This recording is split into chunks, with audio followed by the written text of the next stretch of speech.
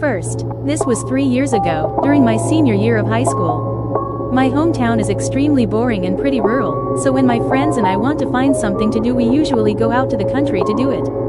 One night, about 4 of my friends and I had been hanging out all day and decided to go to Eden's Tunnel, a supposedly haunted tunnel very close by at around 11:30 to look for spooky shit.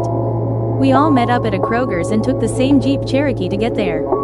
We ended up getting lost on a back road for about 30 minutes, landing us in some dark dirt road that gave everyone a sick feeling in their stomach.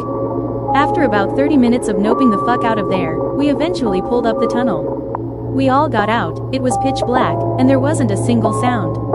We walked through the tunnel, looking at all of the graffiti and listening to our echoes, feeling safe in such a large group. Then, nothing happened. It was a fun time, actually.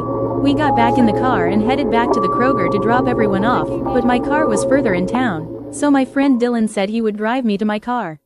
Where the scary shit happened. It was around 1 a.m. at this point, but neither of us were really tired and the roads were completely empty. We kept up a conversation, completely taking the tunnel out of our minds for the entire drive back to my car.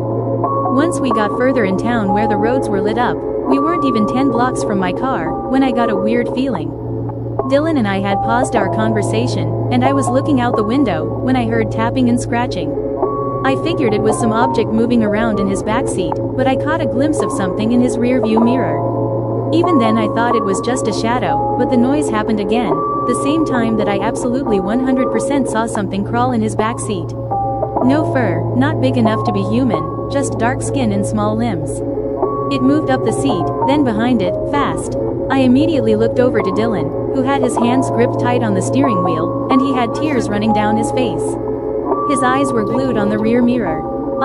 Fuck, please, tell me you saw that. It touched me. At this point I was not just seeing shit. Dylan, holy fucking shit, please pull over. He looked at me then said, don't turn around. We started passing a Cheddar's with a huge, empty, and very brightly lit parking lot where he jerked the car over, crossing 3 lanes and slammed his brakes in the middle of the parking lot. We were stopped. Ready, don't let anything get out. Then we both jumped out of the car and slammed the doors behind us as quickly as possible, keeping our eyes on the car to make sure nothing ran out, and nothing did. We stood there for a moment discussing what we saw, and it turns out we both saw the same thing. Probably a raccoon or something, I hope. I said, I'll fucking kill it for scaring me so bad, Dylan replied. We opened the trunk first and dug through everything, and nothing. We opened the side doors, nothing. There was absolutely nothing in the car. Nothing ran out, nothing moved. We just stood there in disbelief, and ended up walking back to my car, where I gave him a ride home. Visited a haunted tunnel where nothing happened, but something followed us back. So I used to work in a group home for people with Mr. DD, mental retardation, developmental disabilities.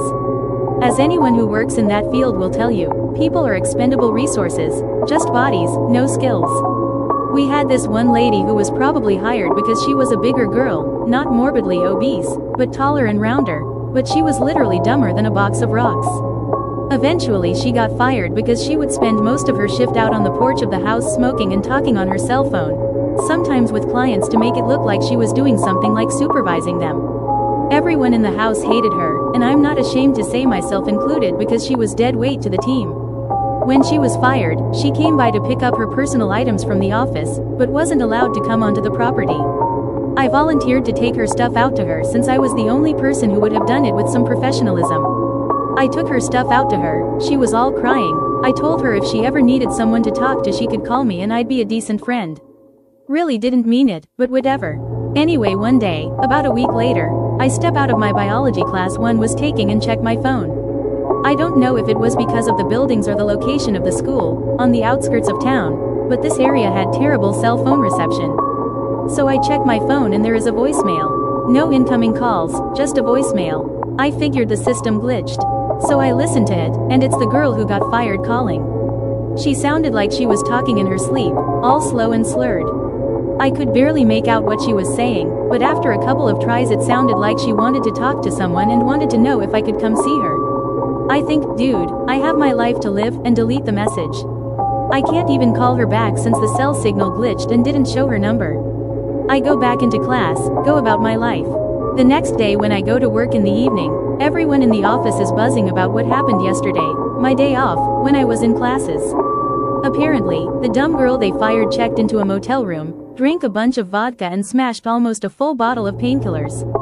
She overdosed, and everyone's standing around laughing and talking about how there is one less idiot taking up air in the world, and I'm silent as hell wondering if maybe if I had had her number, if the cell phone didn't glitch, maybe I could have saved her life when she tried to reach out for help.